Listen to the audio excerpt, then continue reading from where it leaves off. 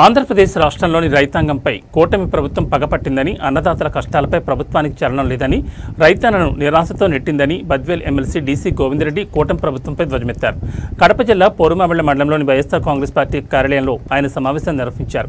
ఈ సమావేశంలో MLC DC Govinda Reddy మాట్లాడుతూ, ప్రకాశం జిల్లా దర్శిలో ఇటీవల చంద్రబాబు తన పాలన రైతుకు భరోసా ఉండదని స్పష్టంగా ప్రకటించినట్లుగానే ఆయన ప్రభుత్వం రైతాంగాన్ని పూర్తిగా నిరాశలోకి నెట్టిందని ఆరోపించారు.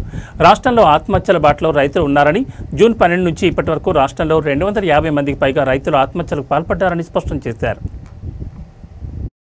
రోజుల కింద మరి చంద్రబాబు నాయుడు గారు దర్శిలో వస్తూ ఒక మాట చెప్పారు. ఏమన్నాడు?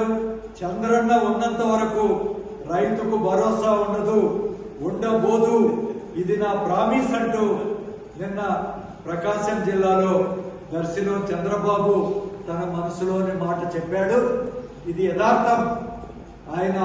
కాబట్టి ఇంతకు ముందు ఆయన అధికారంలో ఉన్నప్పుడు కానీ ఇప్పుడు కానీ రైతన్నలు ఈ విధంగా ఇబ్బందులు పడేటువంటి వాస్తవ విషయాన్ని కూడా మరి రైతన్నలందరికీ కూడా వైఎస్ఆర్సీపీ తెలియజేస్తుందని, ఈ విషయాలందరూ కూడా మరి ఈ ఈరోజు మనం ఎరువుల కొరత, రైతుల అగసాట్లు అనేటువంటి అంశం మీద ఆంధ్ర రాష్ట్ర రైతులు ఎదుర్కొన్నటువంటి ఈ సమస్యల గురించి ప్రజలందరికీ కూడా తెలియజేయాలనేటువంటి ఉద్దేశంతో ఈ ప్రసంగాన్ని వైఎస్ఆర్ కాంగ్రెస్ పార్టీ తరఫున చేస్తున్నాను.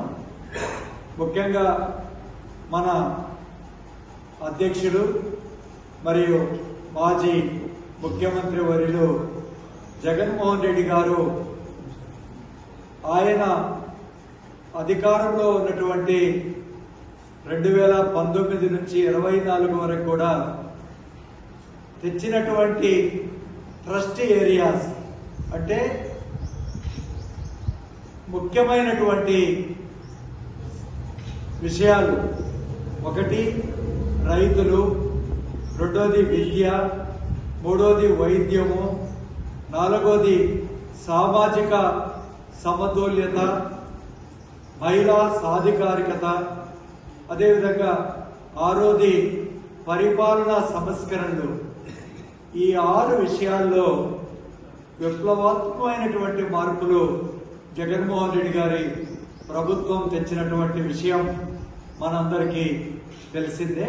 ప్రభుత్వంలో ఆనాడు ఎరువులు కానీ, పురుగు మందులు కానీ, విత్తనాలు కానీ, అదేవిధంగా కరెంటు విషయం కానీ, ఈ 4 ప్రధానమైనటువంటి చేయడం వల్ల మరి ఆనాడు రైతు భరోసా కేంద్రాలు స్థాపించి ఆ భరోసా కేంద్రాల్లో ఈ ఎరువులు అనేటువంటిది ఎక్కడ కూడా, ముఖ్యంగా ఇక్కడ ఉన్నటువంటి